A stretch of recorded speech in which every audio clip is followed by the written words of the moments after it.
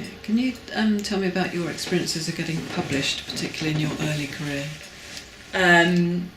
So, yeah, I was probably fairly prolific. I worked very hard. I wrote lots of papers. I was in an area that was just growing very quickly and there weren't many people. So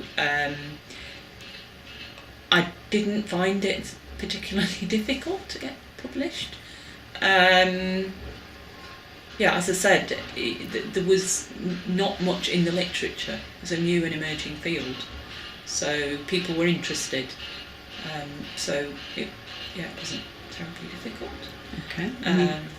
You didn't have any issues around author order or anything like that? So right, in maths, back in those days, so this is like pre-ref, there wasn't the same, I don't think, weight attached to author position. Most of the articles were probably 2 or 3 people. I'd done the work, so I would be the first author. Probably further down my career, when in maths it still kind of didn't matter what your author position was.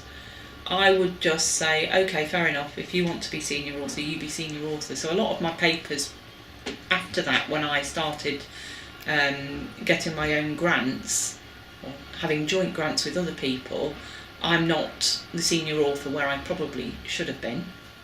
But that was my choice. I was asked, and at that time in maths it didn't matter. Looking back now, I wouldn't do that now. Why is that? Because nowadays it does matter. And does senior author go at the end in maths or at the Yes.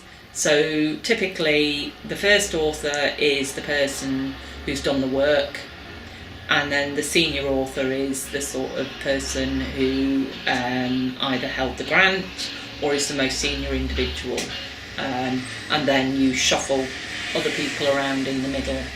But particularly when you're working on multidisciplinary projects, there can be sometimes awkwardness around author order.